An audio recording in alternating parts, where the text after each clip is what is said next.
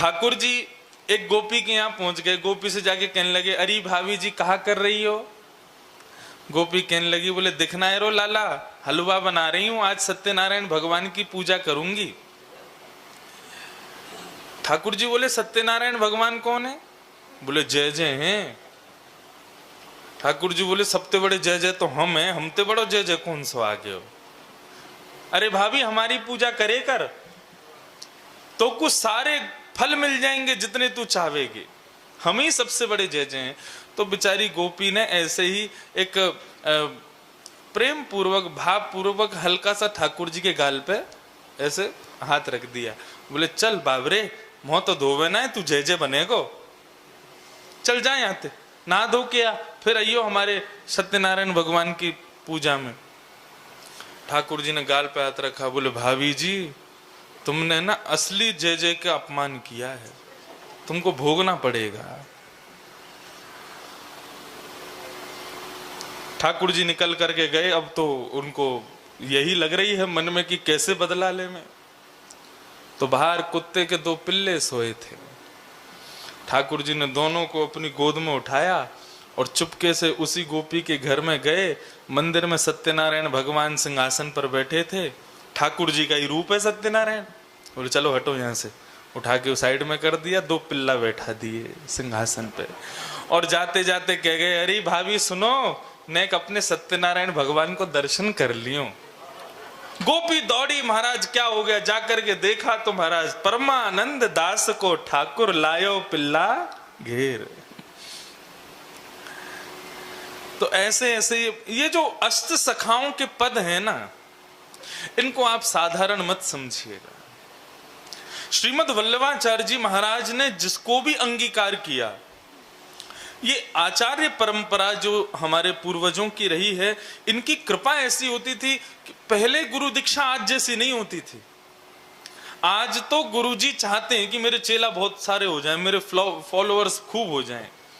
लेकिन प्राचीन काल में ऐसा नहीं था। प्राचीन काल में गुरु परखते थे, परीक्षा करते थे, शिष्य योग्य होगा तब उसको दीक्षा देते थे। और दीक्षा देने के बाद में क्या होता था? शिष्य की दृष्टि बदल जाती थी। श्रीमद् वल्लभाचार्य जी महाराज ने मन में विचार किया, इस कलिकाल में संस्कृत के श्लोकों पर भगवत चर्चा सुनने से मानव कहीं ना कहीं इतनी विद्वत्ता ना होने के कारण वंचित रहेगा। क्या करें? तो आज के कलिकाल के लोगों के लिए श्रीमद् वल्लभाचार्य जी महाराज ने जिसको भी अंगीकार किया उसको एक दिव्य दृष्टि प्रदान की। चाहे वो सूरदास हो, चाहे वो कुंभन दास हो, चाहे वो परमानंद दास हो, इन सब अष्ट सखाओं को दिव्य दृष्टि मिली। और जब ये विचरण करते थे तो इनको ठाकुर जी की लीला का दर्शन होता था। और उसी लीला को फिर ये पद के माध्यम से लिख देते थे। वही अष्ट सखाओं के पद हैं, अष्ट छाप के सखा हैं। तो श्री परमानंद दास जी महाराज कन्नौज के निवासी, रात्रि हो गई थी। उन्होंने श्रीमद् वल्लभाचार्य जी से निवेदन किया, प्रभु जय जय, रात्रि बहुत हो गई है, कन्नौज में मेरा घर है, आप आज्ञा करें तो कुटिया पे पधारें। वैष्णव हैं, पूरी वैष्णव रीति से आपकी सेवा होगी।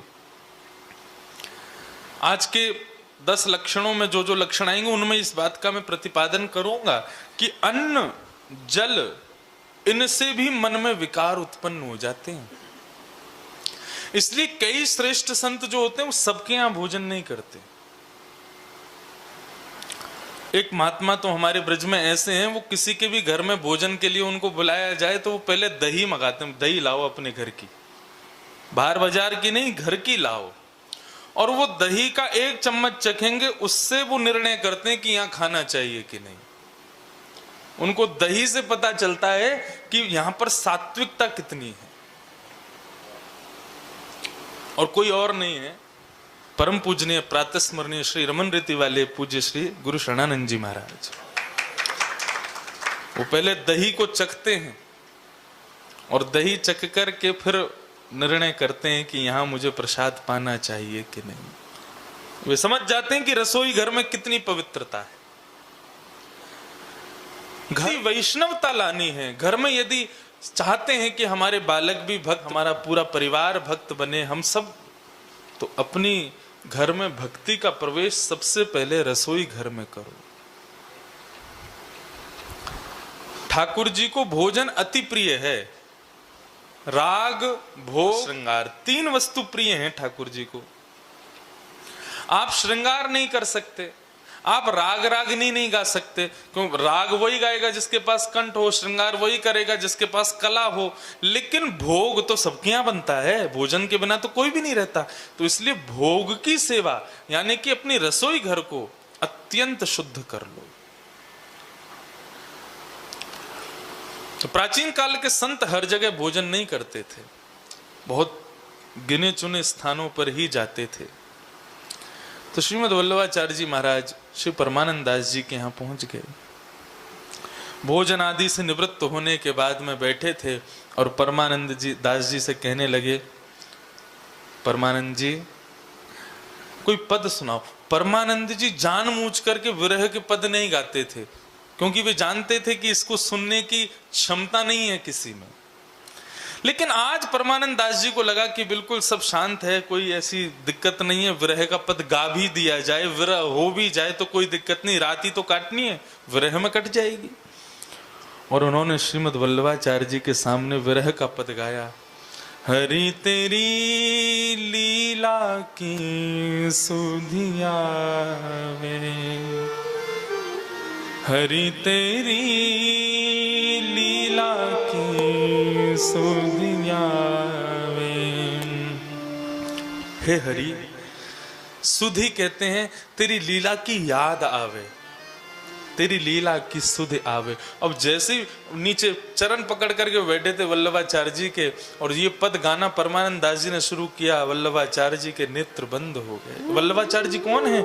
यशोदा ही तो है, यशोदा का ही तो अवतार है। वल्लभाचार्य जी पहुंच गए द्वापर युग की यशोदा वेश में, और ठाकुर जी अपने कोमल चरणों से वृंदावन में भ्रमण कर रहे हैं। कभी मैया से आके माखन मांगे, कभी मैया की गोद में बैठ जाएं, कभी मैया के मुखमंडल को पकड़ें, कभी मैया के केश को पकड़ें। वो सब लीलाएं श्री वल्लभाचार्य जी के नेत्रों में घूमने लगी। हरि तेरी लीला की सुधिया वे, कमल नयन मन मोहनी मूर्ति, कमल नयन मन मोहनी मूर्ति। मन मन चित्र बनावे, मन मन चित्र बनावे, लीला की सुधिया। हरि तेरी लीला की सुधिया। एक बार जही मिलत माया करी, एक बार मिलत माया, सो कैसे बिसरावे, सो कैसे बिसरावे। आपको शब्द समझ आ रहे हैं? परमानंद दास जी कह रहे हैं, बोले एक बार जिससे पूर्ण प्रेम युक्त होकर के ठाकुर जी मिल जाते हैं, वो कैसे भूल सकता है उनको। रसखान दिल्ली जा रहा था, बादशाह ने आज्ञा की रसखान दिल्ली जाओ, इंद्रप्रस्थ में हमारे राज शासन की तैयारी करो, वहां किला बनवाओ। रसखान जाने को तैयार हुए, तभी एक व्यक्ति रसखान के पास गए और जाकर के बोले, रसखान मैं तुमको एक गोपनीय बात बताऊं? बोले बताओ। तुम जा रहे हो दिल्ली? बोले हाँ। मार्ग में एक भयावह कुआं पड़ेगा। बोले कुआं मतलब? कुआं पड़ेगा मतलब भयावह? अरे एक नगर पड़ेगा, वो कुआं ही है, उसमें जो गिरता निकलता नहीं है। कौन सा नगर? बोले प्रेम नगर। प्रेम नगर? ये तो मैंने कभी नहीं सुना। अरे उसका गोपनीय नाम है प्रेमनगर, उसका प्रकट नाम है वृंदावन। रसखान, तुम दिल्ली जा रहे हो लेकिन उस प्रेम नगर में मत जाना। क्यों? अरे रसखान, मैं क्या बताऊं, मैंने आज तक जितने लोगों को देखा, जो भी उस नगर में गया है, वहां एक छोटा सा बालक रहता है। कौन? बोले हिंदू जिसको पूजते हैं वो कृष्ण, वो आज भी वहां रहता है। वो जिसको पकड़ लेता है अपना बना लेता है। रसखान, तुम ध्यान रखना, कुछ भी कर लेना लेकिन उस स्थान से बच के। रसखान बोले छोटा सा बालक मुझको पकड़ेगा? बोले वो देखने में बालक है, उसके पेट में 1.5 हाथ की दाढ़ी है। 7 दिन का था तब तो पूतना मार दी थी उसने।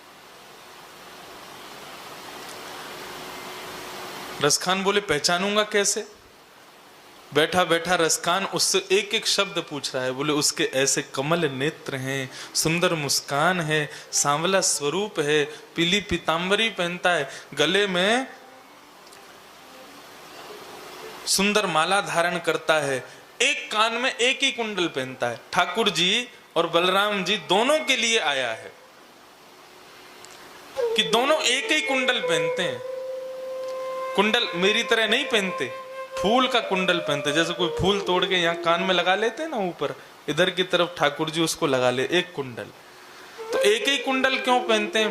बोले ठाकुर जी चलते चलते अब व्यस्त कैसे हो, चलते चलते कुछ तो करना है, तो बार बार उस कुंडल को उछाल उछाल के कभी इस कान में, कभी इस कान में, कभी इस कान में, कभी इस कान में। कर्णयोः कर्णकारम विभ्रदवासः कनक कपसं वैजयंतीं च मालाम। पूरे रूप का वर्णन किया। बोले रसखान, उससे बचना। अब तो रसखान चिंतन करता जा रहा है, अपने मन में चित्रण बना रहा है, वो बालक ऐसा होगा, कमल जैसे नेत्र हैं। तो एक एक सुंदर छवि उसने अपने हृदय में बना ली।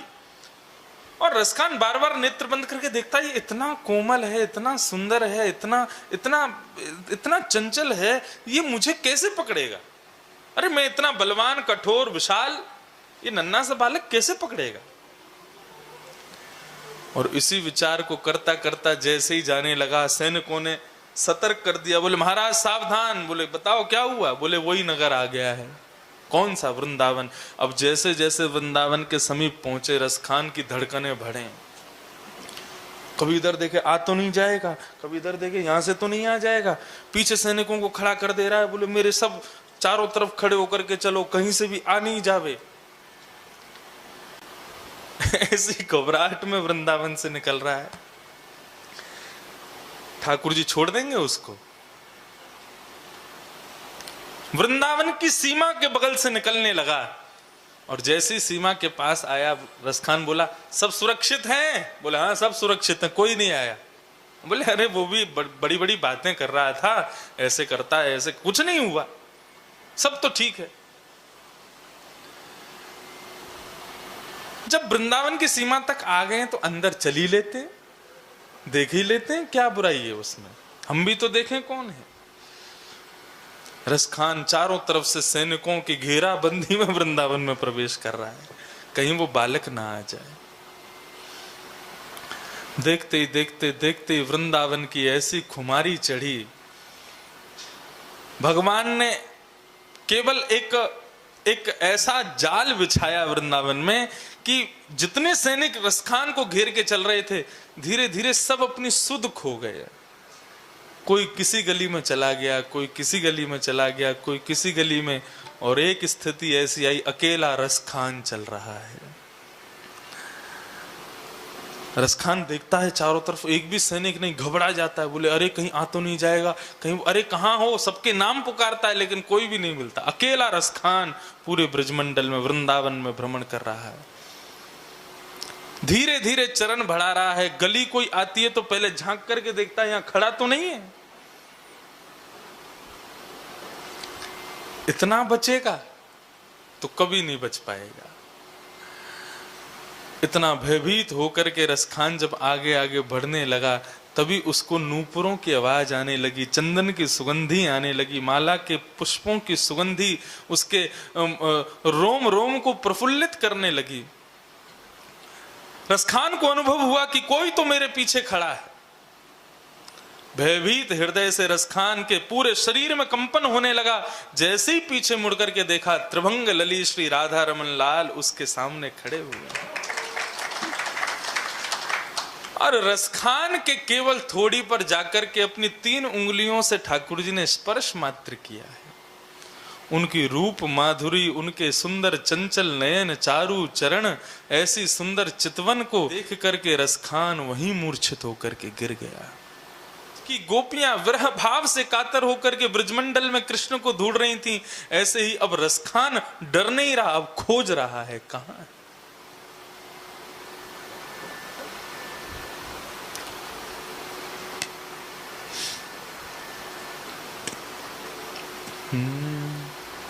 देता है कन्हाई जिसे प्रेम की दिशा, देता है कन्हाई जिसे प्रेम की दशा, सब विधि उसकी लेता है परीक्षा हो, सब विधि उसकी लेता है परीक्षा।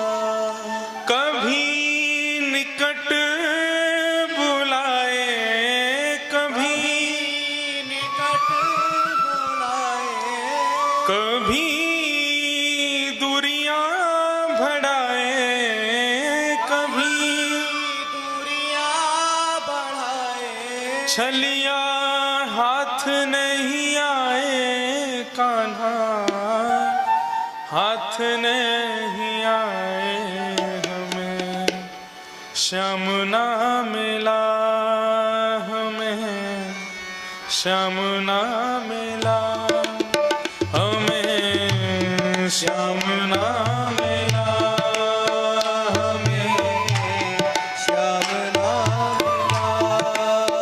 हे सुन राधिका दुलारी, सुन राधिका दुलारी, तेरे द्वार का भिखारी, तेरे द्वार का भिखारी, मैं हूँ श्याम का पुजारी, एक पीड़ा है हमारी, हमें श्याम ना मिला हमें, श्याम ना मिला हमें, श्याम ना मिला हमें, श्याम ना मिला हमें, श्याम ना मिला हमें,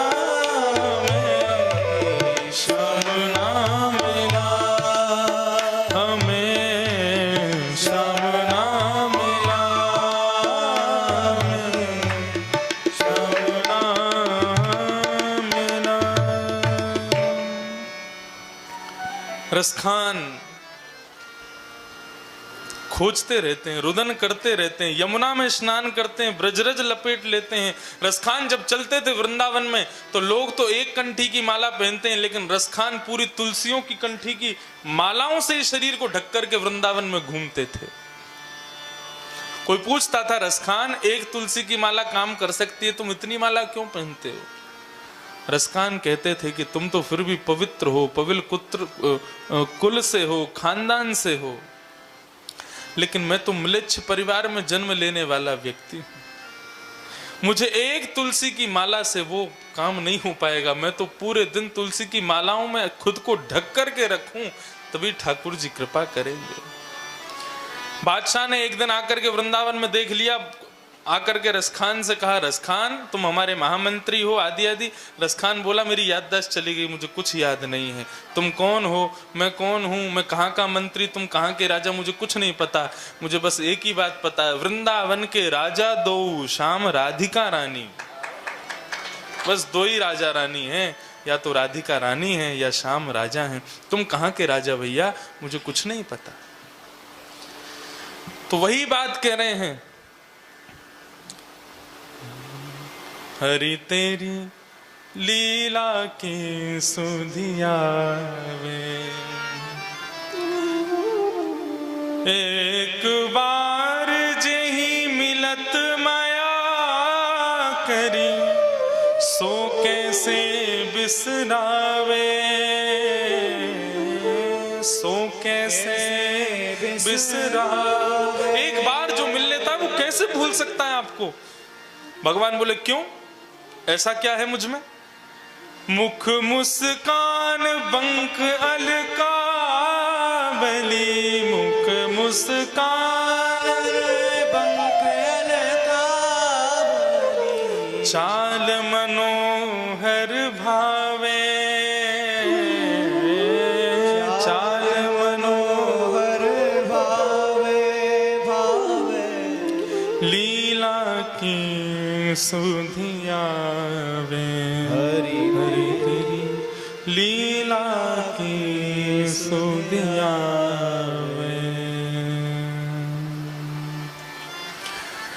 परमानंद प्रभु श्याम ध्यान करी, ऐसे विरह गवावे। परमानंद दास जी जब इस पद को गाने लगे, पद को गाते गाते ऐसे मंत्र मुग्ध हो गए, भूल गए मैं कहाँ हूं। जब पद पूरा हुआ तब उन्होंने नेत्र खोल करके देखा, श्रीमद् वल्लभाचार्य जी के चरण हाथ में हैं, वे चरण की सेवा कर रहे हैं।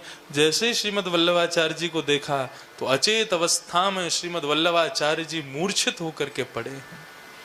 नेत्रों से अश्रुओं की धार बह रही है। 1 दिन 2 दिन 3 दिन तक वल्लभाचार्य जी मूर्छा में रहे, उठे ही नहीं।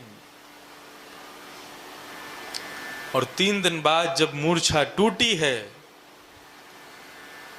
वल्लभाचार्य जी ने परमानंद दास जी को अपने हृदय से लगाया। परमानंद दास जी ने उस समय प्रतिज्ञा ले ली कि आज के बाद विरह नहीं गाऊंगा।